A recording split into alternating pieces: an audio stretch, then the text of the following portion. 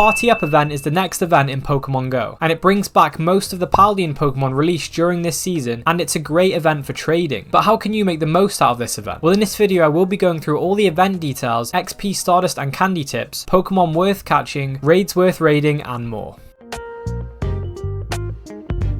The event will run from November 22nd at 10 AM until November 27th at 8 PM. The bonuses for the event will be 2 times XP for winning raid battles, 2 additional candy for trading Pokemon, guaranteed XL candy for trainers level 31 plus from trading, and you can make up to 5 special trades per day. The wild encounters for the event will be Gothita, Solosis, Morlul, Sprigatito, Fuecoco, Quaxly, Lechonk, Nimble, Pawmi, Smoliv and Tadbull. In 1-star raids we'll have Hisuian Growlithe, Nosepass, Dwebble, Clink and Lechonk. In 3-star raids will be Rhydon, Pelipper, Gardevoir and Bombardier. In 5-star raids will be Terrakion, and in Mega raids will be Mega Kangaskhan. There will be event themed field research which will reward encounters with Hisuian Growlithe, Party Hat Wurmple, Nosepass, Gothita, Solosis, Sprigatito, Fuecoco and Quaxly. There will also be a timed research available during the event, and this will reward a Charge TM, a Lucky Egg, a Premium Battle Pass, encounters with Hisuian Growlithe, Party Hat Wurmple and more. There will be a special research available in the shop for trainers that didn't complete the Master Ball timed research this season. This special research will give you another chance to get the Master Ball. You won't be able to purchase this research if you have completed the timed research and got the Master Ball for this season. There will also be new showcases featuring Fuecoco, Quaxly and Sprigatito available throughout the event, and these are worth doing for some XP, Stardust and possibly premium items. There will also be a seasonal box for purchase on the web store between November 20th and 24th. So that's it for the details. Let's have a look at how we can maximize XP, Stardust and Candy throughout this event.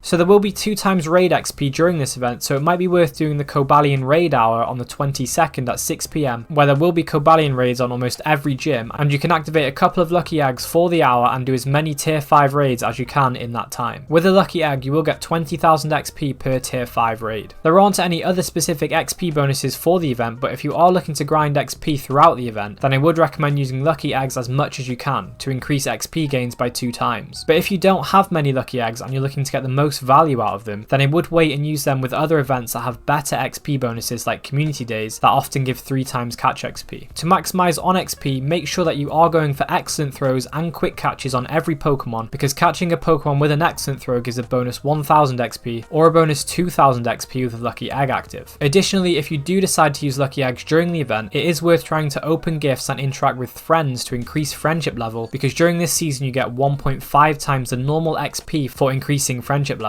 With the seasonal bonus and lucky egg, you will get 9k XP for good friend, 30k XP for great friend, 150k XP for ultra friends, and 300k XP for leveling up to best friend. I would also recommend entering any showcases that you see, because even if you don't place highly, you will get XP and Stardust from them, and if you do happen to place highly, you could get some premium items as well. If you are going for the high ranks, keep an eye on the showcase near the end, because people like to swap in higher ranking Pokemon right near the end to try and take the win, and these sometimes can get pretty competitive because premium items are available. You can also get some bonus catch XP by mega evolving a Pokemon of the same type as the Pokemon you will be catching, but I will go more into that as we get into the candy tips. There are no Stardust bonuses for this event, but you can use star pieces to increase Stardust gains if you are looking to grind Stardust throughout the event. Additionally, Morlul will be spawning, and it gives 500 base Stardust per catch as opposed to the regular 100 base Stardust. In sunny and cloudy weather it will give even more Stardust at 625, and with a star piece on top of that it will be 938 Stardust per catch. This event will be a great time to trade with all of the trading bonuses, and with these bonuses are some great ways to get additional candy and Candy XL. For any trades that you do, you will get 2 additional candy, so you will get at least 3 candy from each trade and up to 6 with increasing distance between the catch location of the 2 traded Pokemon. You will also get guaranteed XL candy from trades, so definitely worth trading any Pokemon that you need XL candy on, because it usually takes a while to build up XL candy and you need 296 to power up a Pokemon from level 40 to 50, so it's worth taking advantage of this bonus and trading the Pokemon that you want the XLs on. With the 5 special trades per day, this event will be a great time to do any trades that you have with lucky friends. Lucky trades are also the best way to get Shundos with the 12-12-12 IV floor, making it a 1 in 64 chance to get 100%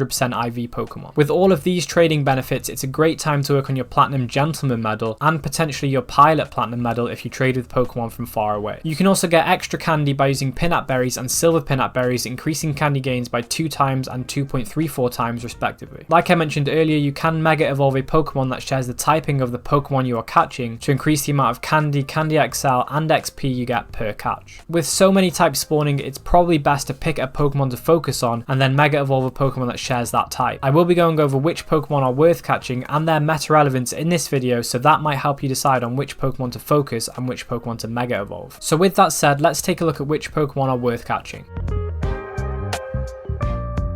So if you missed out on any of the newly released Paldean Pokemon that were released earlier in this season, then this is basically a catch-up event for that, so it's a good time to work on catching them and evolving them for the decks if you need them. A good spawn to go after would be Morlul because it does give that 500 Stardust per catch, and it's also a relatively new shiny, so you might still be after that. Additionally, Sprigatito could be worth going after because Meowscarada is actually a decent budget grass raid attacker, and it's a good one to use if you don't have the top Mega, Shadow and Legendary grass type raid attackers. This is a similar story for Pawmi, which might be worth catching because Pawmot is a decent budget electric type raid attacker, and if you don't have many top electric type raid attackers, then this would be a good one to use. It is worth picking up some Tadbulb during this event because Bellibolt is actually a decent Pokemon in the Ultra League, being ranked 67 with perfect PvP IVs of 0, 15, 10. So it's worth looking out for some Tadbulb with similar IV spreads. Party Hat Wurmple will be available from field research, and it might be worth hunting if you are a shiny hunter because it is a pretty rare variant of Wurmple that is only available on certain events. The Paldean starters Sprigatito, Fuecoco and Quaxly will most likely get community days in the future, and during this time they will probably get access to Frenzy Plant, Blast Burn and Hydro Cannon respectively, and this is likely to improve their performance in the game, so it might be worth getting Candy and looking for some good ones ready for the future. Let's take a look at which Pokemon could be worth your raid passes during this event.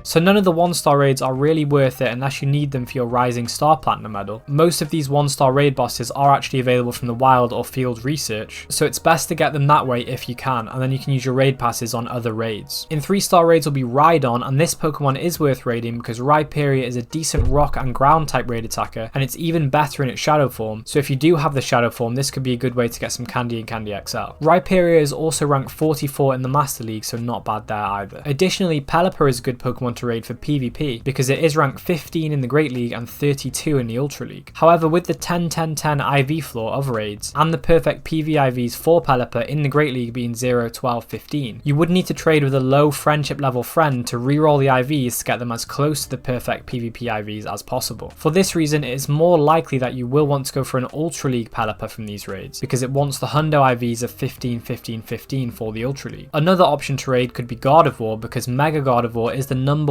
Fairy type raid attacker and a top 10 Psychic type raid attacker, so it might be worth trying for the Hundo if you don't have it. Additionally, the Candy could be used to power up other Gardevoir if you have them. Bombardier is also in 3-star raids, and whilst it's not meta relevant, it could be worth it for the decks if you haven't got it yet. In 5-star raids will be Terrakion, and it is worth raiding because it is the second best fighting type raid attacker in the game, and it is a decent rock type raid attacker as well. Additionally, it is ranked 55 in the Master League. In Mega raids will be Mega Kangaskhan, and whilst it isn't really meta relevant at all, it is a great way to get Kangaskhan anywhere in the world because outside of these raids it is exclusive to Australia. So if you need Kangaskhan for the decks, now is the best time to get it. So there are no specific shadow raids for this event, but out of the ones that will be active during the time of the event, I will go through which ones could be worth raiding. In 1-star shadow raids, Shadow Machop will be worth picking up because Shadow Machamp is the 4th best fighting type raid attacker. Shadow Machamp is also a decent Pokemon in PvP, being ranked 22 in the Great League, 47 in the Ultra League and 94 in the Master League. In 3-star shadow raids, Shadow Gligar is worth raiding because it is ranked 4 in the Great League and Shadow Gliscor is ranked 22 in the Ultra League. Also, it does have a double weakness to ice, so it is soloable. Shadow Articuno will be available in 5-star shadow raids at the weekend, and it is a decent ice type raid attacker, so worth picking up if you can, but I'm sure most people have what they need from this raid boss now because it has been available quite a lot. So that's pretty much it for the Party Up event in Pokemon Go. Not the most meta relevant spawns in this event, but the trading bonuses do really make up for it. Let me know in the comments if you're going to be playing this event. Check out this video on the screen now, like and subscribe, and I'll catch you in the next one.